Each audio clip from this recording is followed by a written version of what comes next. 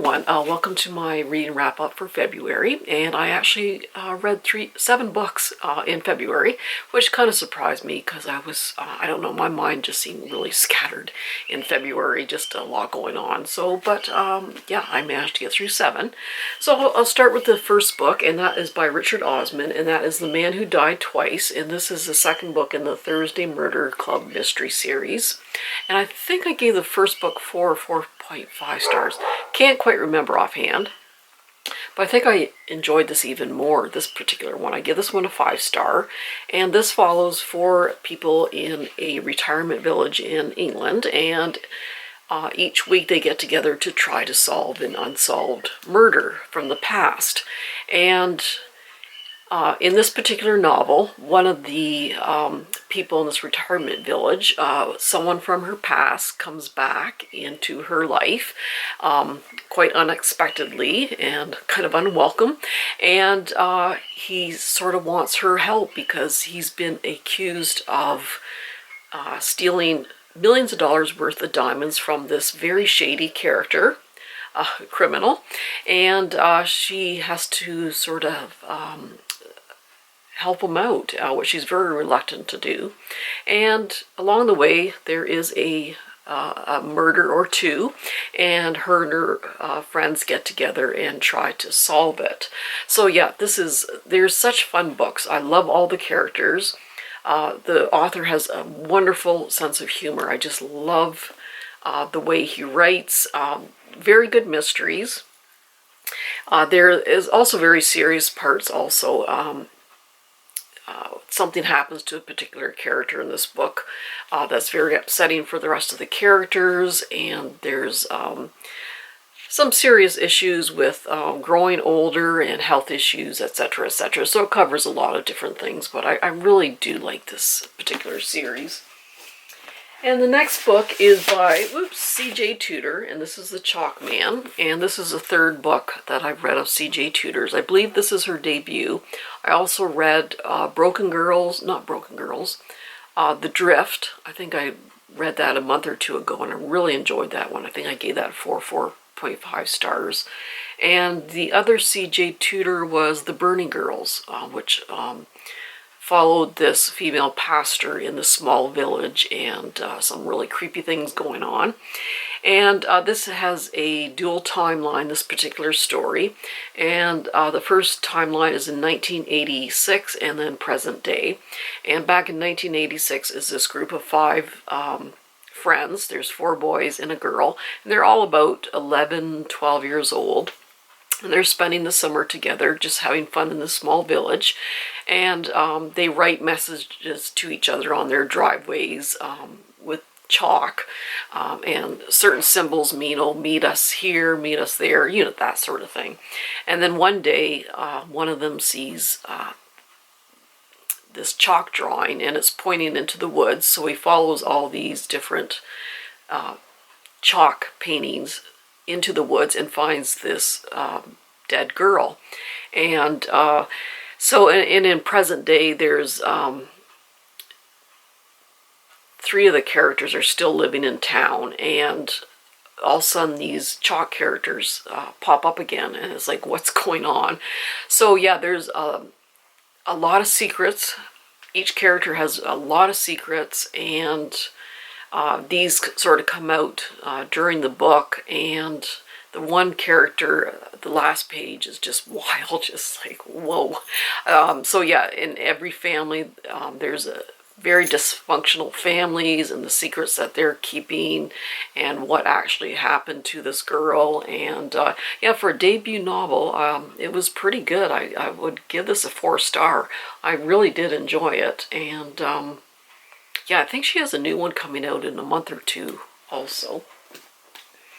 And this is Silence for the Dead by Simone St. James, and I did read a previous novel, Broken Girl, from her. And this one takes place in 1919, so just after the First World War. And it takes place in a very isolated mansion in England. And no one knows why, but the family that lived in there just abandoned it about a year previously, and then it was taken over and turned into an asylum for soldiers who were suffering from PTSD. So no one really knows what happened to this family. And also one half of the mansion is kind of closed off because it's too dangerous, because it's literally this one half of the mansion is just kind of falling apart. So it follows Kitty, who arrives, and she states that she's a nurse, and she gets the job, but she's actually not a nurse. She's fleeing London for her own reasons, and she says she's a nurse even though she's not, to get this job. And so the first half, there's not a lot of strange things happening in this house. There's a few creepy little things happening that are kind of unexplained, and then the story really picks up in the second half. A little bit of a paranormal element in there. Is it a ghost? Is it not a ghost? And it also covers PTSD and how limited the resources were, and what they could really do for anyone suffering from PTSD. And it covers how some of the families were too scared to even visit their loved ones with PTSD, and some just totally rejected them and were ashamed of their sons for having PTSD, and that's covered also. So really kind of interesting story. I'd give it about a 3.75 stars for that one. And this is Wayward by Amelia Hart, and I absolutely love this cover. So I love stories that have dual timelines, and this one actually has 3 different timelines, and it follows 3 different women. So in present day is Kate, who flees domestic abuse, and she flees London, and she resides in Wayward Cottage, which was inherited from a great aunt that she only met once when she was a young child. So she doesn't really know anything about her, but it is a place to stay, so she flees to Wayward Cottage. And the other timeline is 1619, and we follow Altha, who is accused of killing a farmer, and they accuse her of being a witch. And then the third timeline is 1942, and near Wayward Cottage is this mansion, and that's where Violet lives with her brother and her very strict father. And everyone sort of behind her back says that there's just something odd about her and something off about her, just like her mother. And throughout the story we find out what happened to her mother. So yeah, they're all related in a way, and each time period tells their story. So I really did enjoy it. I love history. I like the witchy kind of vibe to it, and yeah, I just really enjoyed it. So I give this like a 4. Well, I would say a 4.5. I really did like it. And then the next book for Black History Month, I read Rivers Sing Me Home by Eleanor Shearer. And this takes place in Barbados in 1834. And that is the year that Britain passed the Emancipation Act, freeing the slaves.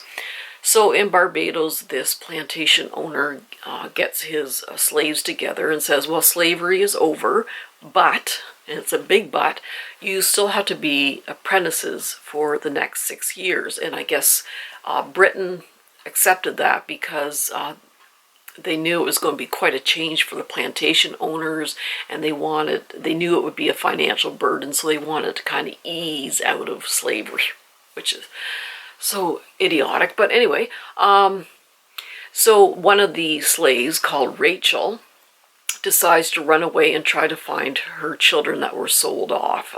She just is sick of it. She needs to find her children. So she actually had 11 pregnancies, and there was stillborn, there's some miscarriages. 2 of her children died quite young of disease. And then she had 5 surviving children who were sold off. Some were about 10 years old, some were 12, some were 14, but they're all sold off. So basically, she has no children, and she desperately wants to find her children again. So she does run away. So she does get some assistance along the way. So she looks in Barbados for some of her children. She does find out that some were sold to British Guyana and also Trinidad, so she travels there trying to find her children. So we find out whether she finds any of them or not, and what happens if she does find them. And yeah, it's pretty heart-wrenching, a tough read. If she does find her children, whether they're dead or alive, she does find out about their past and what they went through. And so yeah, it was a very good book, about 4.5 star. And this one, I have a lot of mixed feelings about this one. Once There Were Wolves by Charlotte McConaughey. And in present-day Britain, Scotland and England, there are no wolves. I think in Ireland also. Correct me if I'm wrong. But they were basically totally wiped off the face of the earth in those countries. And I think 1600s was the last wolf that was killed in England. So by getting rid of an apex predator, it affects the environment, it affects climate change, it just affects a lot of different things, and that's kind of outlined in this book. So the part about the wolves is excellent. There's a group of biologists who go to the Scottish Highlands, and they are going to reintroduce the wolf to the Scottish Highlands again. And of course there's a lot of protest against that. Farmers in general do not want the reintroduction of the wolf. So it does follow these biologists trying to get them back into the wild, which they do. It's still a controversy in Britain today. They still have not reintroduced the wolves. This is fiction, of course. If they were to, what would happen? Now this book, it follows these two sisters, twin sisters, Inti and Aggie, and something very traumatic happened in Alaska, and Aggie is kind of catatonic at times. Her sister's looking after her, and there's a lot of trigger warnings for sexual assault and domestic abuse, and I guess the author's just trying to compare like wolves to humans, and how wolves are, they just kill to survive, they kill to eat to survive, and then you get the humans who are cruel and vicious for no reason, and they kill for numerous reasons, and how we're all so afraid of wolves, but then you get the humans who are even more vicious and cruel to each other. So, so that's an interesting concept there, but the romance in here was just unbelievable. How they handled mental illness, I just didn't feel comfortable with, and this is probably the worst ending. I just like the decisions the main character made, and other characters. It was like, you're not serious, are you? Like, it was just not a good ending. I was just like, so disappointed. Like, I just loved the parts where they were discussing the wolves, and you know, how they were trying to convince people that it was a good idea, and you're seeing the farmer's point of view and all. That was fine, but then you just get this, how the twin sisters interacted, and the lame romance. And the bizarre decision at the end was just so infuriating. I just could not take that ending. It was just one of the worst. And so I don't know, like, I give this a 2 star. I really liked the wolf part. I learned a lot, but the rest of it, it was just, no, just very disappointing. And the last book I read was just a second. Just had to change battery. The last one was Above the Timberline by Gregory Manches, and this was a really beautifully illustrated book. The author actually drew the illustrations and wrote the story, and Yeah, he's quite a famous award-winning painter.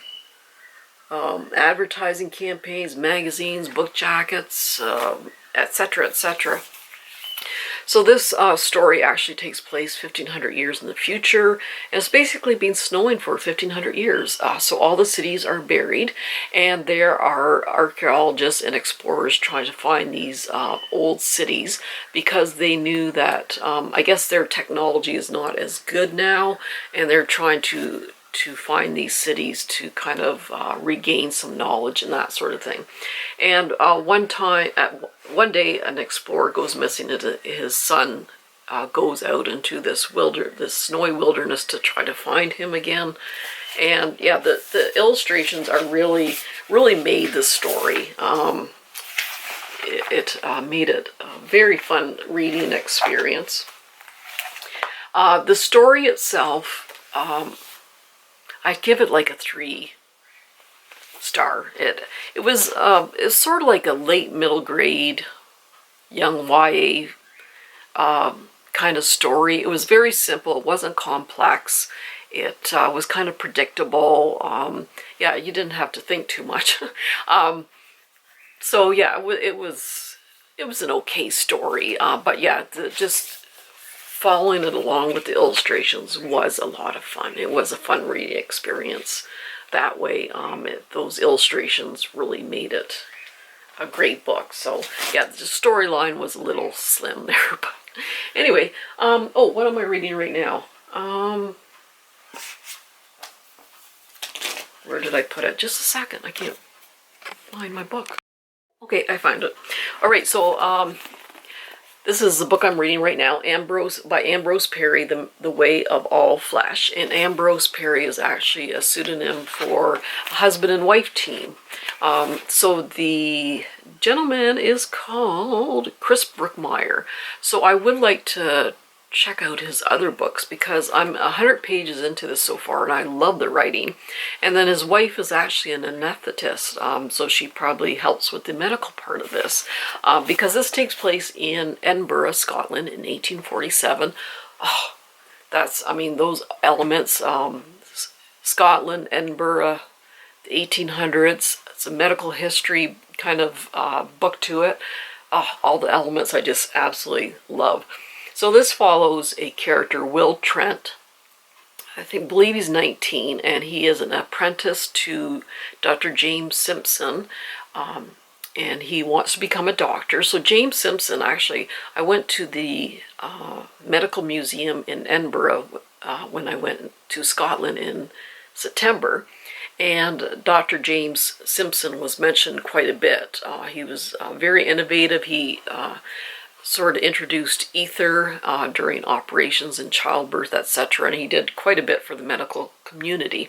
So Will Trent is his apprentice, and then there is a housemaid called Sarah who's very intelligent, and she, of course, with her station in life and being a woman, she can't become a doctor, but she is quite interested in it. So they end up, I believe there is a series of murders, and they help to investigate and figure out what happened. But so far I'm just loving this. The atmosphere, the dialogue, very good sense of humor, and yeah, so far I'm really enjoying this. So, and then yeah, I mentioned on my last video that I kind of broke my book ban. Well, it wasn't a complete book ban. I said it was going to be a slight book ban. But book outlets had their $7.99 sale going on for a few weeks. I think it's like $6.99 maybe in the States. And yeah, I picked up some really good books for that price. So yeah, I just couldn't resist. So I'll do a separate video because you don't want to hear me nattering for too long. So I hope you enjoyed. Let me know what books you've been enjoying lately. I always like to get some suggestions. And then I will, hopefully soon, we'll do a quick little book haul of my book outlet books there. So everyone have a great reading month, and we'll see you soon. Bye-bye.